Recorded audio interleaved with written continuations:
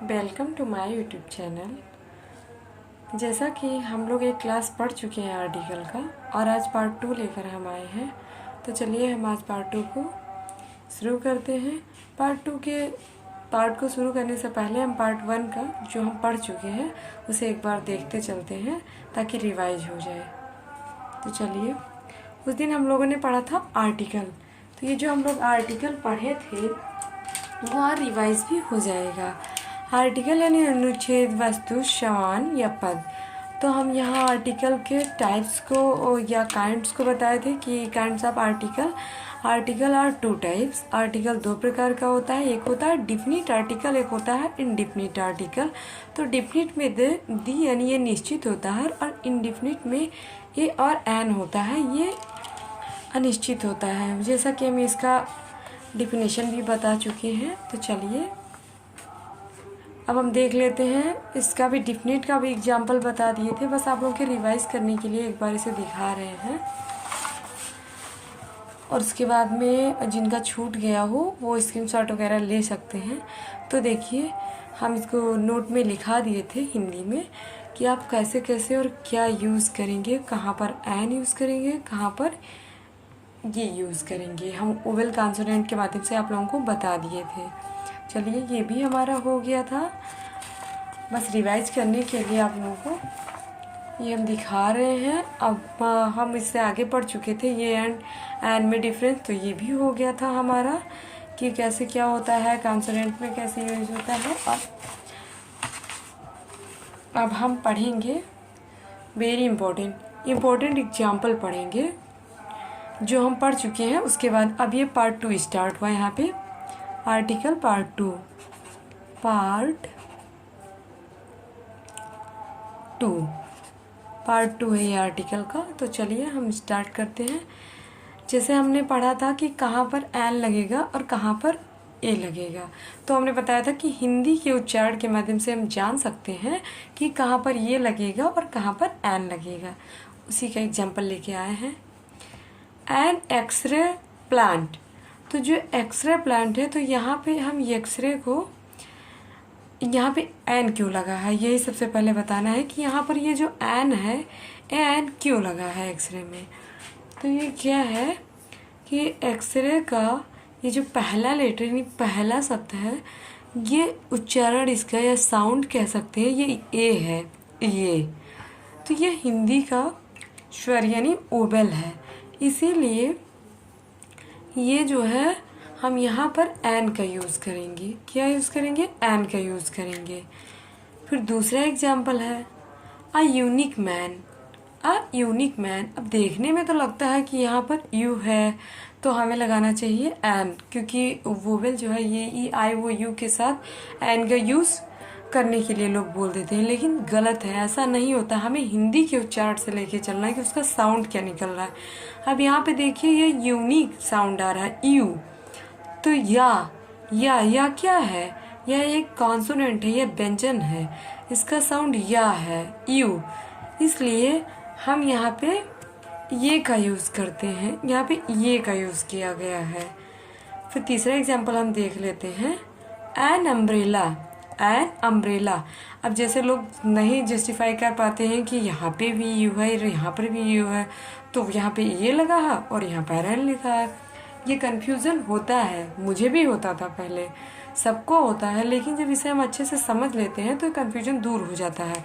इसे हम अपने माइंड में सेट कर लेते हैं कि हाँ, हमें हिंदी के उच्चारण से लेना है कि इसका उच्चारण क्या कह रहा है, इसका साउंड क्या कह रहा है। तो यहाँ एन अम्ब्रेला, यानी कि जो ये अम्ब्रेला है, अम्ब्रेला छोटा आ से स्टार्ट हो रहा है, अम्ब्रेला। तो यहाँ अम्ब्रेला है, इसीलिए हमें एन का यूज़ किया गया है, क्योंकि ये तो वोवेल है, तो इसलिए हम यहाँ पर एन का यूज़ किए हैं। हाँ, आप इसी तरह से बहुत सारे एग्जाम्पल अपने बुक्स में देख सकते हैं। उसके बाद में आप उसका प्रैक्टिस भी कर सकते हैं, जो एक्सरसाइज दिया होता है उसे आप लगा सकते हैं। अब हम यहाँ पे पढ़ेंगे यूज़ ऑफ ये और एन, कि हम यूज़ कहाँ करेंगे, ये और एन का यूज़ कहाँ करेंगे। ये और एन का यूज़, तो हम ये एन का यूज़ किसी सिंगुलर काउंटेबल नाउन के पहले होता है। ये और एन का यूज किसी सिंगुलर काउंटेबल नाउन के पहले होता है। फॉर एग्जाम्पल में है Rohan is a singer. Rohan is a singer. तो यहाँ पर जो ये है, ये का यूज हुआ है, और ये सिंगर क्या है, नाउन है। ये सिंगुलर काउंटेबल नाउन है जिसे हम काउंट कर सकते हैं। क्या कर सकते हैं, हम काउंट कर सकते हैं। तो यहाँ पे सिंगर आया, इसके अकॉर्डिंग हमें लगाना था, तो यहाँ पे ये कॉन्सोनेंट, इसलिए यहाँ ये लगा है। अब हम दूसरा देख लेते हैं। This is an apple. This is an apple. अब यहाँ पर एन क्यों लगा है, तो यहाँ पर एप्पल, ए हिंदी में हम लिखेंगे तब भी ए अदा प ल, एप्पल। तो यहाँ पे ये आ जाएगा, इसीलिए हम यहाँ पर एन यूज़ किए हैं। यहाँ पर आर्टिकल एन का यूज हुआ है। एन हो गया, एप्पल नाउन हो गया, और ये सिंगुलर काउंटेबल नाउन है जिसे हम काउंट कर सकते हैं। अब आते हैं हम डिफिनिट आर्टिकल पे। किस पे आते हैं हम, डिफिनिट आर्टिकल पे आते हैं। कि डिफिनिट आर्टिकल वैसे आप लोग पढ़ चुके हैं कि जो निश्चित होता है वो डिफिनिट आर्टिकल है, और डिफिनिट में हम आर्टिकल दा का यूज करते हैं। तो इसका एक एग्जाम्पल देख लेते हैं। This is the house in which I live. ये वही घर है, यहाँ बता रहा है कि ये अगर वही है जिसमें मैं रहता हूँ। तो यहाँ पर ये निश्चित का ज्ञान करा रहा है कि ये निश्चित है। अब हम चलते हैं, सॉरी आप लोगों को दिखा नहीं example. This is house in which I live. वो या वही घर है जिसमें मैं रहता हूँ। तो यहाँ पे द यूज हुआ है क्योंकि ये निश्चित है, इसलिए यहाँ पे क्या हुआ है, यूज द का यूज किया गया है। अब हम पढ़ेंगे, चलिए एक मिनट, सॉरी, द का यूज किया गया है। अब यहाँ पे क्या, हाँ, अब हम यहाँ पर पढ़ेंगे दी को डिफिनिट आर्टिकल कहा जाता है। वैसे सिंपल है कि दी को डिफिनिट आर्टिकल कहा जाता है। अब हम यूज ऑफ द पढ़ेंगे कि द का यूज हम कहाँ कहाँ करते हैं। तो चलिए हम द का यूज पढ़ लेते हैं। तो द का यूज आवश्यकता अनुसार, यानी हम जब आवश्यकता पड़ती है उसके अनुसार, अकॉर्डिंग टू अपने नीड, अपने आवश्यकता के अनुसार, singular countable noun, plural countable noun या और अनकाउंटेबल नाउन को डिफिनिट बनाने के लिए किया जाता है। द का यूज आवश्यकता अनुसार singular countable noun, plural countable noun या अनकाउंटेबल नाउन को डिफिनिट बनाने के लिए किया जाता है। तो इसका एक एग्जाम्पल हम देख लेते हैं जिससे हमारे माइंड में सेट हो जाए कि द का यूज हम कहाँ करते हैं और क्यों करते हैं और कब करते हैं। You are the man who help me. तो यहाँ पे बताया गया है कि जिसने मेरी सहायता की है या वही है। तो यहाँ पर द आर्टिकल लगा हुआ है, ठीक है, मैन हो गया नाउन, और यहाँ पर सिंगुलर काउंटेबल है जिसे हम काउंट कर सकते हैं। अब ये तो आपको पता हो गया होगा कि यहाँ पर द यूज हुआ है। अब हम दूसरा एग्जाम्पल देख लेते हैं कि दूसरा एग्जाम्पल क्या है। दूसरा एग्जाम्पल में है these are the girls whom I have invited। अब यहाँ उसी गर्ल के बारे में बताया गया है जो उसको निमंत्रण कर पे बुलाती है या आमंत्रित करती है या इनवाइट करती है। तो यहाँ पे दी आर्टिकल का यूज किया गया है, और यहाँ जो गर्ल्स है ये नाउन है, यहाँ पे हमें ये नाउन बता रहा है। फिर यहाँ पे एस लगा होने की वजह से, यहाँ जो एस लगा है इसकी वजह से यहाँ प्लूरल हो गया है। तो हम प्लूरल काउंटेबल नाउन, यहाँ पे प्लूरल काउंटेबल नाउन है। अभी तक हमने इसमें सिंगुलर पढ़ा था और इसमें प्लूरल हम पढ़ चुके हैं। चलिए तो हम इससे आगे यूज करते हैं। ये इसका यूज हम पढ़ चुके हैं, अब हम पढ़ेंगे। अब हम पढ़ते फिर इसका एक एग्जाम्पल और बचा हुआ है। ये देखिए इसका एक एग्जाम्पल और है जिसमें अनकाउंटेबल नाउन भी है। The water of this well is polluted। तो यहाँ पे द आर्टिकल यूज हुआ है, नाउन यूज हुआ है वाटर, लेकिन हम वाटर को क्या कर सकते, गिन नहीं सकते ना, काउंट नहीं कर सकते हैं, इसलिए ये अनकाउंटेबल नाउन है। कैसा नाउन है? अनकाउंटेबल नाउन है। तो चलिए अब हम कुछ इम्पोर्टेंट रूल्स कह लेते हैं या यूज कर लेते हैं, यानी some important use of the, यानी some important use of the. हम द का कुछ महत्वपूर्ण प्रयोग पढ़ लेते हैं कि ये कहाँ कहाँ पर यूज होता है। जैसे कि आप टाइटल में देख रहे हैं, some important uses of the. Article the का यूज हम पढ़ेंगे कि कहाँ कहाँ होता है। आप भी पढ़ते आए होंगे तो एक बार रिकॉल हो जाएगा, आपका रिवाइज भी हो जाएगा कि नदियों के नामों के पहले हम दा का यूज करते हैं। किसका यूज करते हैं? दा का यूज करते हैं। जैसे बहुत फेमस नदी अपने यहाँ की 2525 किलोमीटर फैली हुई, ये दिगंगा, हमारी सबसे पवित्र या होली कह सकते हैं नदी है ये, दिगंगा। दिगंगास भी कहते हैं, दिगंगा भी कहते हैं, इसलिए मैंने दोनों ही ऐड कर लिया है। दि कावेरी, दि कृष्णा, दि ब्रह्मपुत्र। तो हम इसके आगे दा का यूज करते हैं, या हम नदियों के नामों के पहले दा का यूज करते हैं। अब हम दूसरा पॉइंट लेते हैं, समुद्रों के नाम से पहले दा का यूज होता है। समुद्रों के नाम से पहले दा का यूज होता है। तो एग्जाम्पल में हम देख लेते हैं, द रेड सी यानी जो लाल सागर है, द अरबियन सी, और हाँ मैंने दो ही ऐड किया है। तो आप जो भी सागर है या समुद्र है उनके साथ आप दी का यूज जरूर कीजिए। ये द आर्टिकल है, दा का यूज हम उनके साथ करते हैं। अब हम पढ़ लेते हैं, महासागरों के नाम के पहले या नामों से पहले हम दा का यूज करते हैं। तो जैसे the Atlantic ocean, the Indian ocean, the Pacific ocean, हम इनके साथ इनके नामों से पहले दी का यूज करते हैं।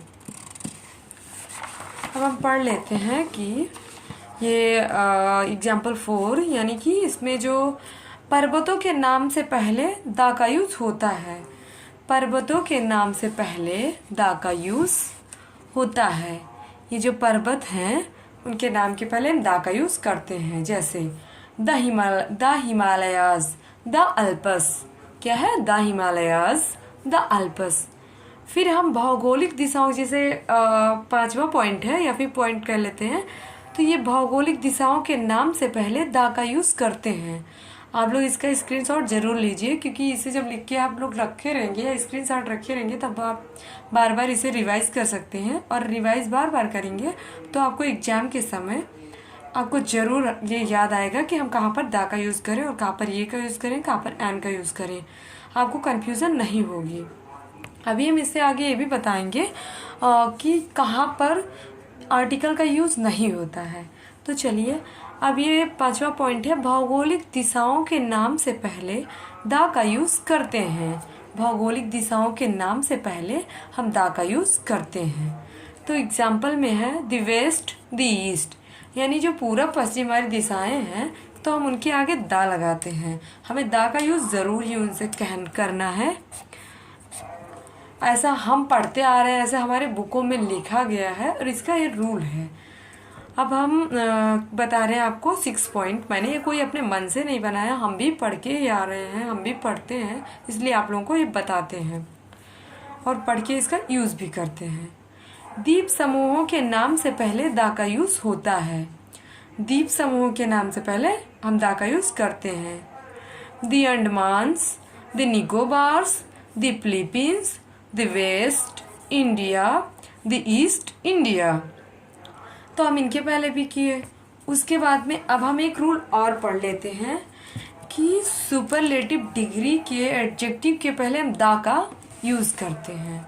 सुपरलेटिव डिग्री के एडजेक्टिव्स के पहले दा का यूज या प्रयोग करते हैं या होता है। कैसे? इसमें बहुत ज़्यादा इसी से क्वेश्चन आते हैं और प्रॉब्लम इसी में होता है। लोग फंस जाते हैं कि अब हम कैसे लगाएं, क्या लगाएं। नॉलेज कम होने पे वो कहीं ए का यूज़ कर देते हैं और कहीं एन का यूज़ करते हैं। इसलिए आप इसे अच्छे से पढ़ के जाइए तो आपको याद रहेगा हमेशा। She is the tallest girl in the class. तो यहाँ भी लंबी गर्ल की बात की गई है, लड़की की, मतलब पूरे क्लास की बात की गई है। तो ये क्या हुआ है कि यहाँ पे दा लगा हुआ है, ना कि हमें ये लगाना है। ठीक है, ये देखिए टालेस्ट विशेषता बता रही है जो कि एडजेक्टिव, और यहाँ पे द वेस्ट, वेस्ट भी यही विशेषता एडजेक्टिव। तो यहाँ पे दा का यूज हुआ है, ये सुपरलेटिव है। वेस्ट, गुड, बेटर, वेस्ट, ये सब सुपरलेटिव होते हैं। तो यहाँ सुपरलेटिव एडजेक्टिव, सुपरलेटिव डिग्री के एडजेक्टिव के बारे में बात किया गया है, तो इसलिए हमें यहाँ दा का यूज करना है। फिर हम आगे पढ़ते हैं। तीसरा है, ये तो हम पढ़ चुके हैं, सॉरी। अब हम पढ़ते हैं नेक्स्ट पॉइंट। नेक्स्ट पॉइंट में है सामान्यतः noun plus of plus noun का यूज होने पर पहले नाउन यानी फर्स्ट नाउन के पहले दा का यूज होता है।